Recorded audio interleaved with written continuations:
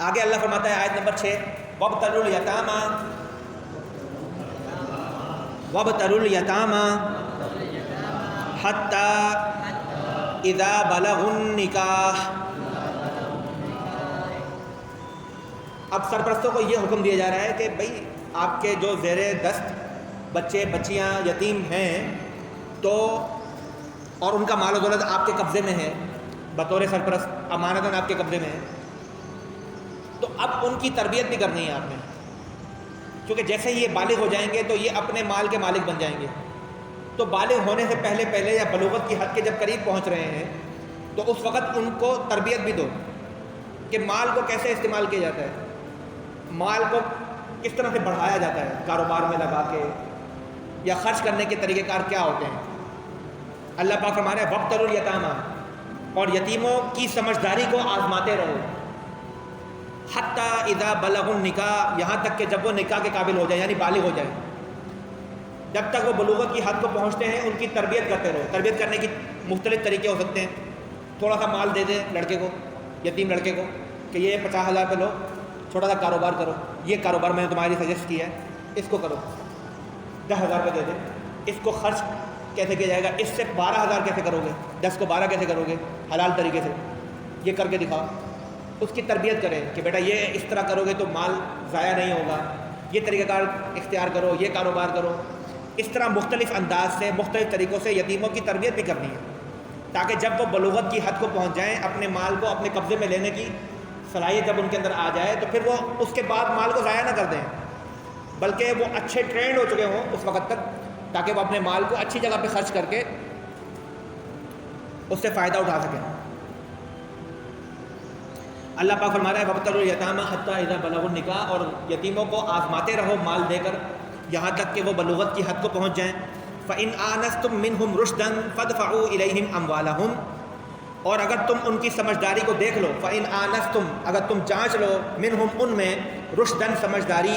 فَادْفَعُوا إِلَيْهِمْ أَمْوَالَهُمْ تو ان کے مال ان کو لوٹا دو. وَلَا تَأْكُلُوهَا إِسْرَافًا وَبِدَارًا أَن يَكْبَرُوا، اور یتیموں کے مال میں فضول خرچی مت کرو اور جلدی جلدی نہ کھاؤ کہ کہیں وہ بڑے ہو جائیں. جب آپ کو نظر آ رہا ہے کہ اچھا خاصا مال و دولت یتیم کا میرے پاس ہے، اب یہ اگلے 2-3 سالوں میں بالغ ہو جائیں گے، مجھے ان کا مال لوٹانا پڑے گا، تو نیت میں فطور پیدا ہوا کہ ابھی 2-3 سال ہیں، اس میں کچھ ایسے کام کرتا ہوں اس مال کے ساتھ کہ زیادہ سے زیادہ اس سے فائدہ اٹھا لوں، یا ایسی چیزوں میں خرچ کروں جو فضول خرچی کے زمرے میں آتے ہیں. ظاہر سی بات ہے جب وہ 15 سال کی 18 سال کے بچے بچیاں ہوں گے تو ان کو جو مال ہوگا اس ٹائم پہ وہی دیا جائے گا نا. یا اس کو میں جلدی جلدی خرچ کر دوں مختلف کاروباروں میں اس سے پہلے کہ یہ بڑے ہو جائیں. ایسے شبہات ذہن میں پیدا کر کے یا ایسی نیت رکھ کر کے اس مال میں تصرف کرنا یتیم کے مال میں، یہ اللہ تعالیٰ منع فرما رہا ہے کہ ایسا نہیں کریں. وَلَا تَأْكُلُوهَا، اور نہ کھاؤ یتیم کے مال کو اسرافاً فضول خرچی میں، وَبِدَارًا أَن يَكْبَرُوا، اور جلدی جلدی اس ڈر سے کہ کہیں وہ بڑے نہ ہو جائیں، ان کے بڑے ہونے سے پہلے میں اس کو کسی طرح سے خرچ کر دوں. اب 2 طرح سرپرست جو ہوتے ہیں، سرپرست جو یتیموں کی سرپرستی کر رہے ہیں، وہ 2 طرح کے لوگ ہو سکتے ہیں مالی لحاظ سے. جو بھائی فوت ہو گیا،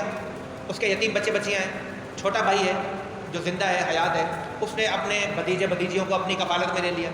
اب چھوٹا بھائی معاشی لحاظ سے کیسا ہے، یعنی اس کا گھر کیسا ہے، وہ 2 صورتیں ہو سکتی ہیں کہ وہ بھی خوشحال ہے، کھاتا پیتا ہے، اچھا اس کا کاروبار ہے، اچھی نوکری ہے، وہ بھی صحیح خوشحال. تو ایسی صورت میں جب وہ خوشحال ہے تو اسے شریعت یہ حکم دے رہی ہے کہ اب یتیم کا جو مال تمہارے پاس امانت کے طور پر آیا ہے، چونکہ تم خوشحال ہو تو تمہیں چاہیے کہ اس مال میں سے 1 روپیہ بھی اپنے اوپر خرچ نہ کرو. لیکن اگر سرپرست خوشحال نہ ہو، مثال کے طور پر بڑا بھائی بڑا امیر تھا، کبیر تھا، فوت ہو گیا، اپنے یتیم بچے بچیاں چھوڑ گیا، چھوٹا بھائی شروع سے ہی کمزور ہے معاشی لحاظ سے، اس کے پہلے ہی 3-4 بچے ہیں، اوپر سے یہ 3-4 بھتیجے بھتیجیاں بھی آ گئے اس کے کفالت میں، اس کے لیے تو خرچہ ان کا پورا کرنا مشکل ہو گیا. تو اب شریعت اجازت دے رہی ہے کہ اگر سرپرست کمزور ہے مالی لحاظ سے اور اسے سرپرستی کرنی ہے یتیم بچے بچیوں کی، اپنے بچوں کی بھی کرنی ہے، ان کی بھی کرنی ہے، تو پھر اس کے لیے معروف طریقے سے اجازت یہ ہے کہ جتنا ضروری ہو یتیم بچوں کے مال میں سے خرچ کر سکتا ہے اپنے اوپر. یہ حکم اللہ تعالیٰ فرما رہا ہے. ومن کان غنیا، اور جو سرپرست مالدار ہو،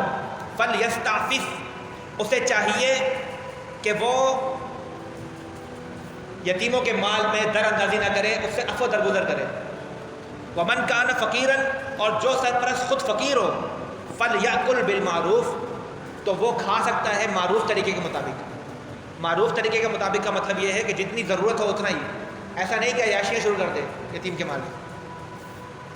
اور پھر آخر میں اللہ تعالیٰ نے ایک حکم فرمایا، فَإِذَا دَفَعْتُمْ إِلَيْهِمْ أَمْوَالَهُمْ، اور جب بچے بڑے ہو جائیں، یتیم لڑکے لڑکیاں، اور تم ان کو ان کا مال واپس کرنے لگو، فَأَشْهِدُوا عَلَيْهِمْ، تو پھر اس ٹرانزیکشن کے اوپر کوئی گواہ بنا لو. جب یتیم نابالغ بچے بچیاں بڑے ہو جائیں اور وہ وقت آ جائے کہ جب سرپرست نے ان کو ان کا مال واپس کرنا ہے، تو اس عمل کے دوران کوئی لکھت پڑھت کر لو، کوئی کاغذی کارروائی کر لو، کوئی گواہ بنا لو کہ میں نے جو میرے بھائی کی طرف سے جو بھی آیا تھا مال، اس کو میں نے اس طرح سے استعمال کیا، اس کاروبار میں لگایا، اتنا منافع ہوا، یہ اصل مال ہے، یہ منافع ہے، یہ سارا ملا کر کے میں ان کو دے رہا ہوں، اب میری طرف سے ذمہ داری پوری ہو گئی. کوئی کاغذی کارروائی، کوئی عہد نامہ، کوئی وثیقہ، کوئی گواہ مقرر کر لے اس ٹرانزیکشن کے اوپر، تاکہ بعد میں جھگڑا نہ ہو کہ ہمارے ابا تو یہ چھوڑ کے گئے تھے، آپ نے ہمیں یہ دیا. تو اللہ تعالیٰ نے بعد میں پیدا ہونے والی نزاعی کیفیات کو ختم کرنے کے لیے پہلے ہی حکم فرما دیا کہ فَإِذَا دَفَعْتُمْ إِلَيْهِمْ أَمْوَالَهُمْ، تم جب انہیں ان کے مال لوٹانے لگو، فَأَشْهِدُوا عَلَيْهِمْ، تو اس پر کوئی گواہ مقرر کر لو. وَكَفَى بِاللَّهِ حَسِيبًا، اور حساب لینے کے لیے اللہ ہی کافی ہے. اگر تم گڑبڑ کرو گے حساب کتاب میں اور زیادہ خرچہ دکھا کر کے، کم منافع دکھا کر کے